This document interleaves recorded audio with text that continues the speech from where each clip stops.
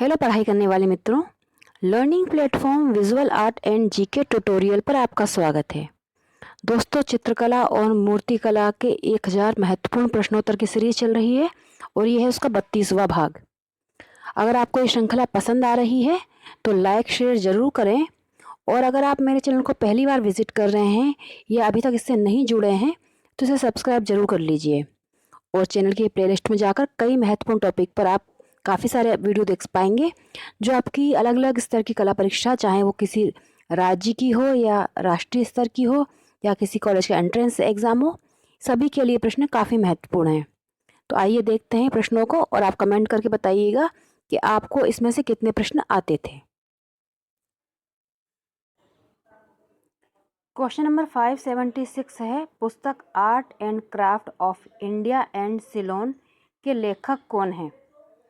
तो ये किताब है art and craft of India and Ceylon, जिसे लिखा था 1913 में। और पूछा जाए किसने लिखा था, तो इसके लेखक हैं आनंद कुमार स्वामी जी। आंसर है ऑप्शन बी। याद रखिए 1913 में ये पब्लिश हुई थी। नेक्स्ट क्वेश्चन है 577, निम्न में से किसने कंपनी पेंटिंग को बाजार पेंटिंग कहा था? तो कंपनी पेंटिंग को बाजार पेंटिंग नाम दिया था W.G. आर्चर जी ने। आंसर है ऑप्शन बी। नेक्स्ट क्वेश्चन है 578, निम्नलिखित में से कौन सा जोड़ा सही नहीं है? तो ये जो जोड़े के क्रम है ये दिए हुए हैं कलाकार और शहरों के नाम जहाँ पर उन्होंने अध्यापन कार्य किया। इस तरह से भी आते हैं, कई बार जन्म स्थान से आते हैं। तो आपको मालूम होना चाहिए कि किसने कहाँ पर जन्म लिया या कहाँ पर कौन सा कलाकार ने अध्यापन कार्य किया। तो देखिए, पहला जो है नंदलाल बोस, शांति निकेतन, ये सही है, इन्होंने यहाँ पर अध्यापन कार्य किया। क्षितेंद्रनाथ मंजूमदार जी ने इलाहाबाद में पढ़ाया, सही है। के वेंकटप्पा जी ने मैसूर में, लेकिन शैलेंद्र नाथ जी ने लखनऊ में नहीं पढ़ाया था, ये शिक्षक रहे थे जयपुर में। और आपको यहाँ पर बता दूँ, ये सारे ही जो कलाकार हैं ये सभी अवनींद्र नाथ टैगोर जी के शिष्य थे। नंदलाल बोस जी ने शांति निकेतन में अध्यापन कार्य किया, क्षितेंद्रनाथ मंजूमदार जी ने इलाहाबाद में, के वेंकटप्पा जी ने मैसूर में, और शैलेंद्र नाथ डे जी ने किया था अध्यापन कार्य जयपुर। नेक्स्ट क्वेश्चन है 579, निम्नलिखित में से कौन सा कलाकार इंडियन प्रिंट गिल्ड का सदस्य नहीं था? तो मैं आपको बता दूं 1990 में ये संस्था आई थी अस्तित्व में, इंडियन प्रिंट गिल्ड। तो इसमें 12 सदस्य थे, जिनमें से आनंदमोय बनर्जी, जयंत गजेरा, कविता नायर थे, और नहीं थे जो उसके मेंबर वो थे जगमोहन चोपड़ा जी। ये ग्रुप 8 के मेंबर थे। तो आंसर हो जाएगा इसमें ऑप्शन डी। नेक्स्ट क्वेश्चन है 580, पुस्तक गढ़वाल पेंटिंग के लेखक कौन हैं? तो फेमस बुक थी ये गढ़वाल पेंटिंग, इसको लिखा था मुकुंदी लाल जी ने। आंसर हो जाएगा यहाँ पर ऑप्शन डी। यहाँ आपको बता दूँ, बहुत सारे कलाकारों ने भी किताबें लिखी हैं, और लेखकों के ऊपर, लेखकों ने जो हिंदी में किताबें लिखी हैं या इंडियन आर्ट पर जो किताबें लिखी हैं, या विदेशी कलाकारों ने जो कला से संबंधित किताबें लिखी हैं या कला के आसपास लिखी हैं जो पूछी जाती हैं एग्ज़ाम में, उस पर मैंने वीडियो बनाया है। तो आप मेरे चैनल की प्लेलिस्ट में जाकर ज़रूर देखें। काफ़ी सारे कलाकार, उनने जो किताबें लिखी उस पर, लेखक, पुस्तक, इस तरह के और अलग अलग टॉपिक पे आपको मिल जाएंगे वीडियो जो कला परीक्षा में पूछे जाते हैं। नेक्स्ट क्वेश्चन है 581, जोगेंद्र चौधरी की कला शिक्षा कहाँ से हुई? तो जोगेंद्र चौधरी जी, इनका जन्म हुआ था, जोगेंद्र चौधरी जी का जन्म हुआ था 1939 में बांग्लादेश का फरीदपुर में, और इनकी शिक्षा हुई थी कोलकाता से। आंसर हो जाएगा यहाँ पर option B, Kolkata art and craft college से इनकी शिक्षा हुई थी। और इनके कुछ प्रसिद्ध काम हैं, जैसे युवा मनुष्य जोड़ी, युवा मनुष्य एकता जोड़ी, नीली साड़ी, इस तरह से कुछ इनके बनाए हुए कुछ प्रसिद्ध चित्र हैं। नेक्स्ट क्वेश्चन है, मुगल काल का चित्र है काला हिरण, ये किस कलाकार द्वारा चित्रित है? तो मुगल काल में जो चित्र बनाया था काला हिरण, इसको बनाने वाले कलाकार हैं मनोहर। और ये बनाया था उन्होंने जहांगीर के समय में। याद रखिए, जहांगीरकालीन कलाकार थे ये मनोहर, और इन्होंने चित्र बनाया था काला हिरण। अब ये Victoria and Albert museum London में संग्रहित है। ये चित्र जो है काला हिरण, ये अब लंदन के विक्टोरिया एंड अल्बर्ट म्यूजियम में संग्रहित है। नेक्स्ट क्वेश्चन है 583, फिगर ऑन रिक्शा किस कलाकार द्वारा निर्मित चित्र है? तो फिगर ऑन रिक्शा और रिक्शा ऑन वुमेन, ये दो चित्र हैं, दोनों ही चित्र बनाए हैं तैयब मेहता जी ने। यहाँ आपको बता दूं, तैयब मेहता जी पर मैंने पूरा कला यात्रा का प्रश्नोत्तर का वीडियो बनाया है, आप ज़रूर देखिएगा, काफ़ी अच्छे उसमें प्रश्न आपको मिल जाएंगे। ये चित्र था जो फिगर ऑन रिक्शा, ये बनाया था उन्होंने 1984 में, 1984 में एक्रेलिक माध्यम में।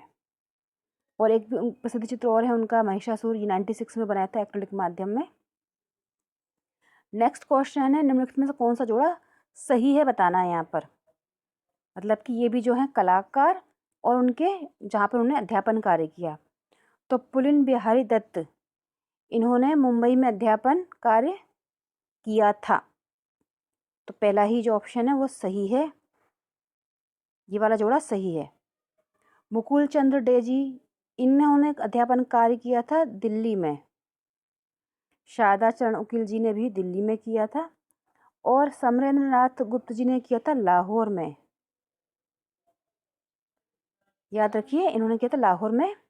और जैसे मैंने अभी आपको पहले बताया कि नंदलाल बोस जी ने शांति निकेतन में, छितिन नाथ मंजूमदार जी ने इलाहाबाद में, के वेंकटप्पा जी ने मैसूर में, डीपी राय चौधरी जी ने चेन्नई में, पुलिन बिहारी दत्त जी ने मुंबई में, मुकुल चंद्र डे, मनीष डे, शारदा चरण उकील, इन्होंने दिल्ली में पढ़ाया था, शैलेंद्र नाथ डे जयपुर में शिक्षक रहे, और समरेंद्र नाथ गुप्त जी जो थे वो लाहौर में कला शिक्षक रहे। नेक्स्ट क्वेश्चन है 585, किस कलाकार को वर्ष 1965 में council for economics and culture affair New York की फेलोशिप मिली थी? तो ये फेलोशिप प्राप्त करने वाले कलाकार थे कृष्ण खन्ना जी। आंसर है ऑप्शन डी, कृष्ण खन्ना जी। इनका जन्म हुआ था 1925, लायलपुर जो पंजाब का हिस्सा था पहले, अब ये वर्तमान में पाकिस्तान का हिस्सा है। और इनको पद्मश्री मिला था 1990 में, और 2011 में इन्हें पद्म भूषण सम्मान से नवाजा जा चुका है। और दोस्तों, इन पर मैंने भी पूरा कला यात्रा का प्रश्नोत्तर का वीडियो बनाया है। बैंड वाला इनकी श्रृंखला काफ़ी प्रसिद्ध रही है, और इन्होंने बैंक की नौकरी छोड़कर कला को अपनाया था। आप वो वीडियो जरूर देखिएगा, दोनों वीडियो आपको अच्छे से इसमें जानकारी प्राप्त होगी। क्वेश्चन है 586, भावों की कितनी अवस्थाएं होती हैं? तो भावों की जो अवस्थाएं होती हैं वो होती हैं 3।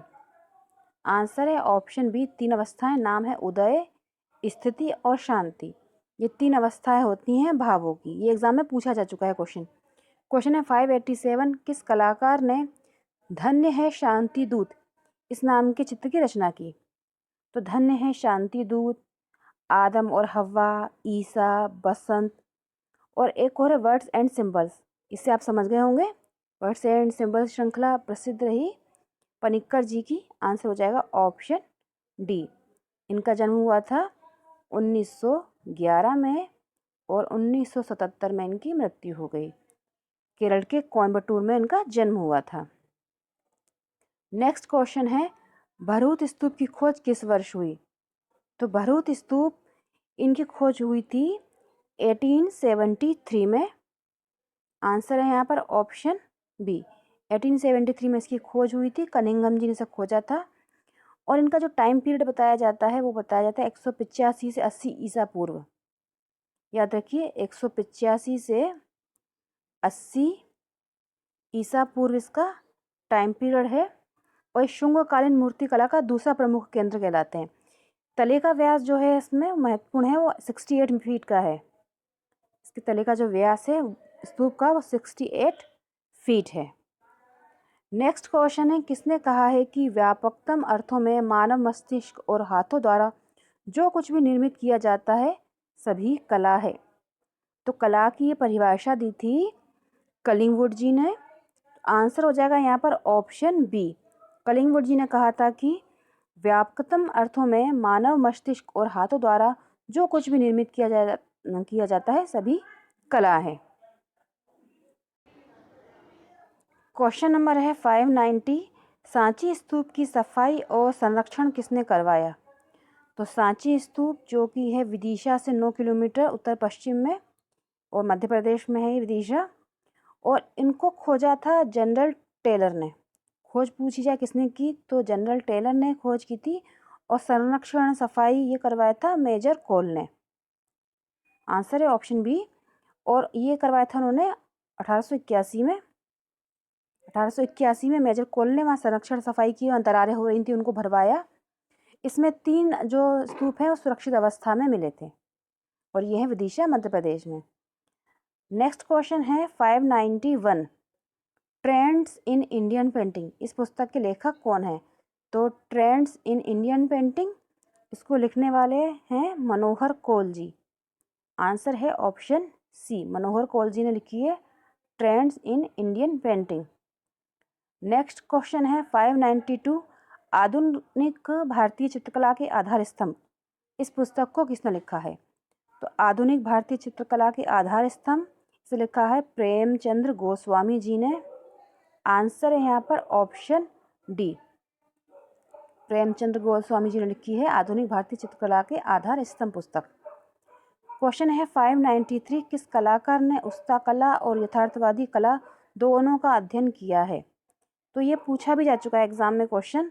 उस्ता कला सीखी थी उन्होंने उस्ता, और साथ में सीखी थी यथार्थवादी कला मूलर से, और उस्ता कला के जो उस्ता कलाकार थे उनसे सीखी थी। ये सीखी थी द्वारका प्रसाद शर्मा जी ने, राजस्थान के प्रसिद्ध कलाकार थे। इनका जन्म हुआ था बीकानेर में, 1922 में बीकानेर में जन्म हुआ था। वर्ष 2009 में इनकी मृत्यु हो चुकी है। द्वारका प्रसाद शर्मा जी 1935 तक इन्होंने पहले सीखी थी उस्ता कला, उसके बाद यथार्थवादी कला सीखी थी मूलर से। नेक्स्ट क्वेश्चन है 594, ओरेगन की एक फिल्म कंपनी ने किस कलाकार पर वृत्तचित्र बनाया था, यानी कि डॉक्यूमेंट्री बफेलो? तो अगर आपको पता है बफेलो चित्रण के लिए कौन प्रसिद्ध है तो आंसर बता पाएंगे। आंसर है इसका PN चोयल जी, परमानंद चोयल जी। इन्होंने इनके चित्रण किया है बफेलो पर, और 1982 में ये मूवी बनी थी इनके डॉक्यूमेंट्री 1982 में, और इनका जन्म हुआ था 1924 में, और 2012 में इनकी मृत्यु हो चुकी है। शिक्षा जयपुर से हुई थी, शालीमार स्कॉलरशिप में इंग्लैंड गए थे, और इन्होंने इंदौर से भी पढ़ाई की थी। और दोस्तों अगर आपको ये प्रश्न पसंद आ रहे हों तो ज़रूर लाइक करिएगा, कमेंट करिएगा।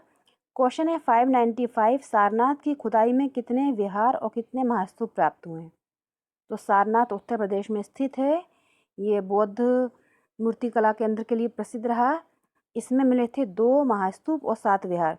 7 विहार और 2 महास्तूप, यानी कि आंसर हो जाएगा यहाँ पर ऑप्शन डी।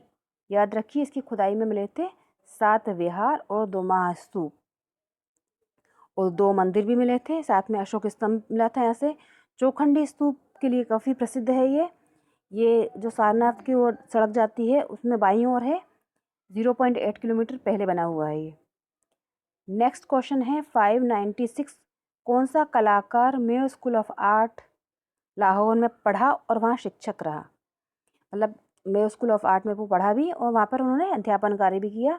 तो सतीश गुजराल जी पढ़े थे, लेकिन अध्यापन कार्य भी कराया था और पढ़े भी थे धनराज भगत जी। यहाँ पर आप कंफ्यूज हो सकते हैं, याद रखिए भारतीय प्रसिद्ध कलाकार धनराज भगत जी, इन्होंने वहाँ पर पढ़े 1917 से 1988 इनका टाइम पीरियड, और दिल्ली शिल्पी चक्र के संस्थापक सदस्य भी रहे थे ये। नेक्स्ट क्वेश्चन है 597, किस कलाकार ने कहा भारतीय चित्रकला यहाँ के जनजीवन की उपज है, इसमें उपस्थित सभी तत्व भारतीय हैं? तो ये विचार था प्रसिद्ध भारतीय चित्रकार राम कुमार जी का। आंसर है यहाँ पर ऑप्शन सी, राम कुमार जी। इनका जन्म हुआ था 1924 में, और वर्ष 2018 में इनकी मृत्यु हो चुकी है। इन्होंने कहा था कि भारतीय चित्रकला यहाँ के जनजीवन की उपज है। इसमें उपस्थित सभी तत्व भारतीय हैं। उन पर किसी अन्य क्षेत्र की कला को आरोपित नहीं किया जा सकता है। नेक्स्ट क्वेश्चन है 598। किस विचारक के अनुसार कला के प्रकाश शुद्धिकरण कला की पराकाष्ठा है? ये कला की ये कहा था कि शुद्धिकरण जो है ये थोड़ा सा हो गया है। किस विचारक के अनुसार, यहाँ से, किस विचारक के अनुसार शुद्धिकरण कला की पराकाष्ठा है, जिसे उसने काव्य का सारतत्व कहा है? तो ये बात कही है अरस्तू जी ने। आंसर है ऑप्शन बी। और उन्होंने कहा था कि कला जो है प्रकृति की अनुकृति करती है। आंसर यहाँ पर ऑप्शन बी है, प्रकृति की अनुकृति करती है। ये विचार भी अरस्तू जी का था। नेक्स्ट क्वेश्चन है 599। चेराव क्या है? तो चेराव जो है वो एक लोक नृत्य है और ये है मणिपुर का। और याद रखिए भारतीय नृत्यों पर भी कई बार पूछे जाते थे, कशीदाकारी, इस तरह के जो आर्ट फॉर्म होते हैं उन पर पूछा जाता है। इस पर भी मैंने वीडियो बनाए हैं, आप ज़रूर देखिएगा। तो चेराव जो है वो मणिपुर का एक लोक नृत्य है, आर्ट डांस फॉर्म है, फोक आर्ट। क्वेश्चन नंबर 600 है चित्र स्लेव शिप कहाँ संग्रहित है?